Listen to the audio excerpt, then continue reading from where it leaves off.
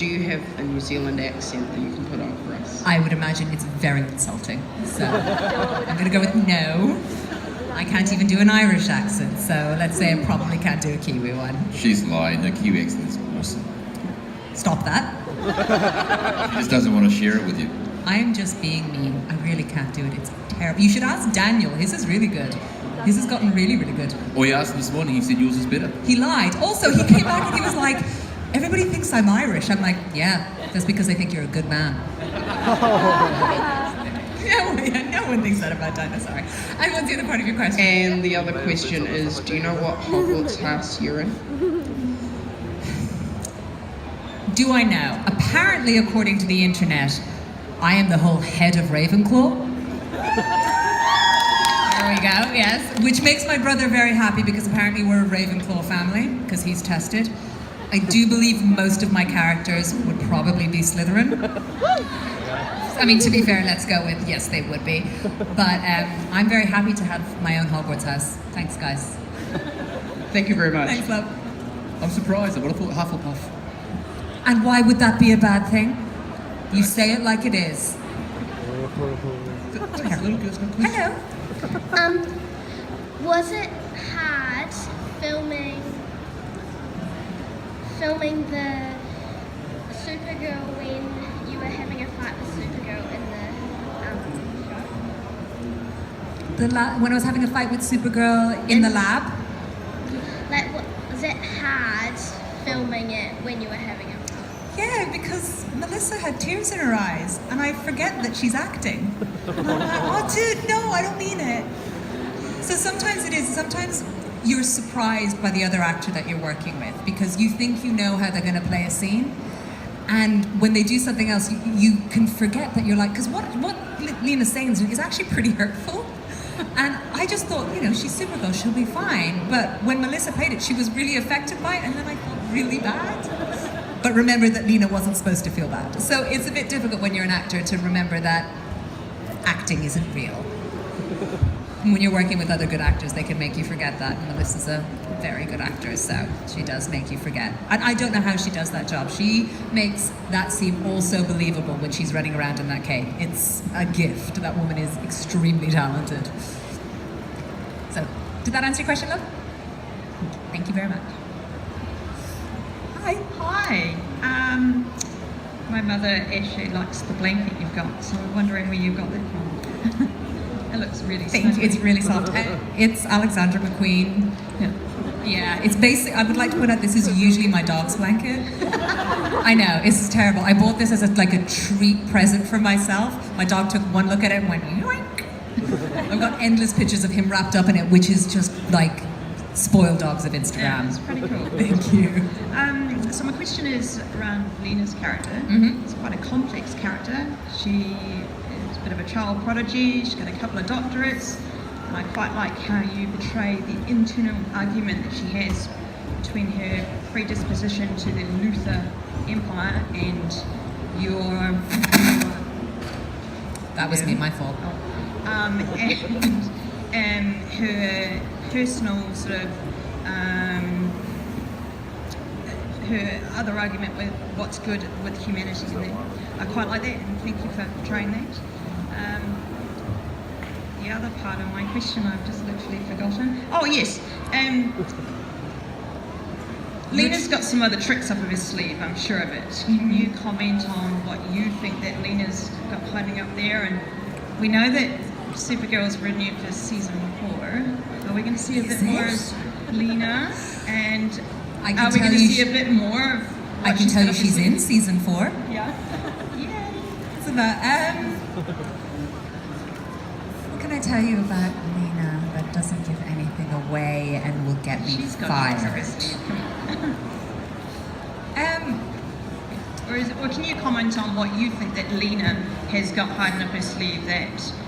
I think we've only scratched the surface with Lena. Yeah. And what's great is as well is because she's one of the sort of lesser known characters of the Luther family. There's quite a lot they can do with her, because she isn't so massive in the canon comic books. So there's a lot of places they can go. And I think the seeds that they've sown for her there are a million different things that they can do. They've created this like capable, strong, intelligent, powerful, but very damaged woman. So she can go a lot of different ways, and it's just a question of what they're gonna do. And I really want to give you an answer, and I can't. Guys, they're very strict with us. Also, I'm very strict with myself and try not to read stuff that will give things away, because I would tell everyone. I'd be like, yeah, what do you want to know? Sure, I'll give you spoilers. I wouldn't even read the Jurassic script. I didn't know I died. I'm kidding, I totally knew. But I was the same, I had King Arthur and I was like, no, I'm not going to read that. Well, the worst thing is if you just gave a guess and it turned out to be accurate and they thought that you'd actually given away a spoiler. I am not a good enough actor to pretend that I didn't know. Promise, everything shows on my face. Thank you. Thanks, love. Hello. Hi, great hat. I love hats.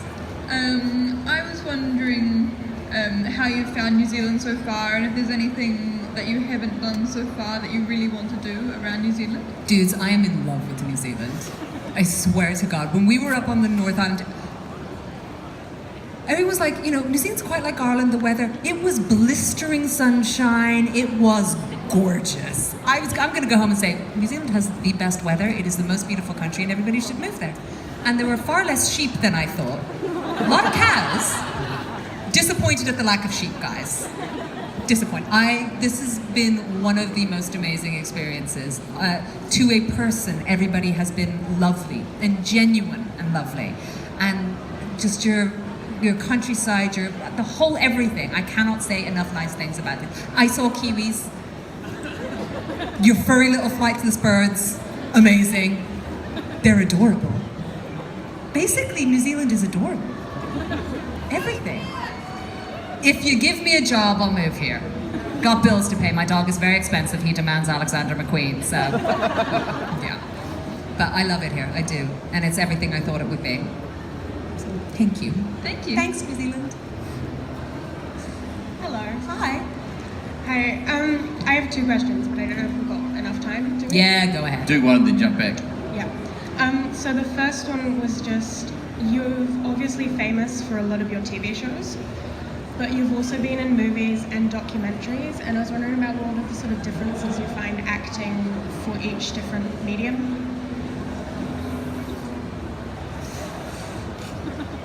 I mean, it's fun. I always just try to make the words not sound shit. Do you know what I mean? It's like you give me the words and I try to make them sound like there's something I would say. That's the basis of my entire acting. I'm like, let's just try and make these sound real. And so whether it's, Save the Chemicals, Not Me, or Shakespeare, it's the same feeling. You're just trying to make the other person believe it. And